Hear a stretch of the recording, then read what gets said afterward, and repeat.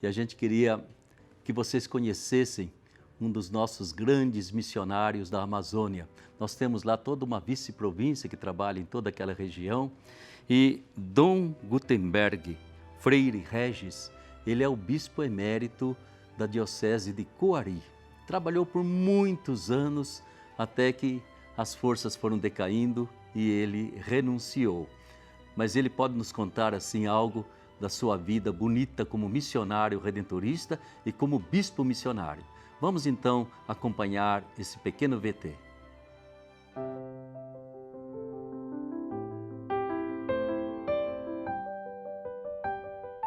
Eu fui para o seminário com 11 anos, seminário menor em Coari.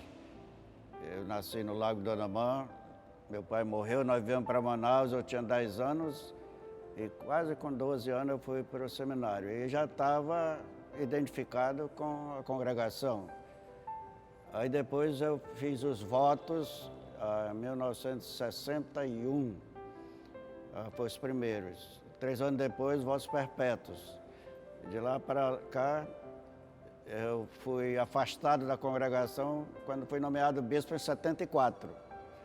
E de lá para cá, pertenço à congregação por, vamos dizer assim, pelos votos, mas não com as obrigações do voto, porque o bispo é liberado para exercer com autonomia o que é necessário como bispo. Mas é claro que o espírito dos votos e o espírito da fraternidade a gente continua, não? Quando viemos da zona rural, lá do Lago do Anamã, viemos morar numa capela Santa Luzia, que naquela época fazia parte da paróquia de Aparecida, que hoje em dia é Matinha, bairro Presidente Vargas, aqui em Manaus. E aí o atendimento era feito pelos padres redentoristas. E aí o processo normal de se tornar coroinha, fazer primeira comunhão, essas atividades assim traziam a gente mais para o time de futebol dos coroinhas, da cruzadinha, essas coisas assim, né? E é por isso que houve essa aproximação com a congregação redentorista. É a coincidência, talvez, por ter vindo morar numa área de influência do redentorista, né? Eu acho que a minha família tem muita cultura nordestina de religiosidade. E sempre foi uma família de oração. Meu pai cultivava a devoção a São Pedro e todo ano fazia novena, fazia celebração para convite de amigos lá no lago e rezava. Então, esse espírito de oração existia na família. É uma cultura, eu acho que vem dos antepassados do Nordeste também, né? São Francisco era um festejo cada ano que nós íamos, São Francisco do Anamã, que é muito ligado ao Santuário de Canindé, em Fortaleza. Então a gente tinha essa cultura religiosa e essa fé, né? De ser batizado, ser crismado. E chegando aqui, participação na igreja, na catequese, na cruzadinha. Isso aí foi automático, né? Sendo ligado, porque toda a família tinha essa ligação. E aí, daí para frente, eu acho que as coisas se desenvolveram. Aqui em Manaus, quem, vamos dizer, me influenciou bastante pela amizade, pelo contato, era que quem lidava com os coroinhas, com a cruzadinha, era o padre Marcos. E, com certeza, o fato dele lidar com a gente influenciou. Ele facilitou, orientava como fazer, se preparar para o seminário, essas coisas, e foi sempre meu grande amigo, né? Eu acho que, nesse sentido, ele teve uma grande participação de influenciar, né?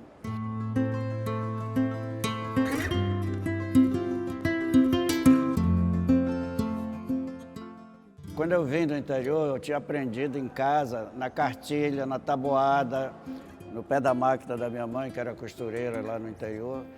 E estudei no Ribeiro da Cunha, aqui em Manaus. Depois estudei no Colégio Aparecida. Naquele tempo estava começando também, em 1952. E fiz uma parte do curso elementar lá em Coari. Terminei o 2º grau em Aparecida do Norte, no Seminário Santo Afonso. E depois fui fazer filosofia e teologia lá nos Estados Unidos, em Oconomowoc, no norte dos Estados Unidos, no estado de Wisconsin. Eu cheguei no Brasil antes dos meus colegas da turma, que vieram 2 para cá, o Padre Miguel e o Padre Luiz, mas eu vim um ano antes porque eu pedi dispensa do ano pastoral para voltar logo. E aí eu vim trabalhar em Manaus, trabalhei também em Quari, trabalhei em Belém, e trabalhei também na administração da congregação, morando aqui em Manaus. Mas principalmente o meu trabalho foi formação de seminaristas. E para isso eu até voltei para estudar nos Estados Unidos, passei 2 anos fazendo uma faculdade na Universidade de Loyola, de Psicologia, Guidance and Counseling, para ajudar na formação dos seminaristas, né? Voltei para o Brasil depois desse curso lá, desse mestrado, e só passei 1 ano atuando, porque aí eu fui nomeado para ser prelado em Quari, né? Então, foi assim muito rápido tudo, né?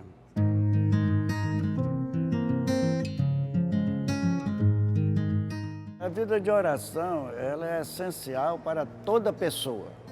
A oração cristã, para os cristãos, mas a referência de ter um relacionamento com o Ser Supremo, isso quase todo ser humano tem.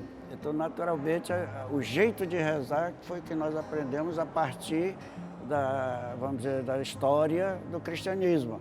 As Ave-Marias, que foi passada e foi guardada de geração em geração, as Salve Rainha. Hoje em dia o que é muito comum é o terço, né? O terço dos homens. Então tudo isso é herança que uma cultura cristã tem guardado, né?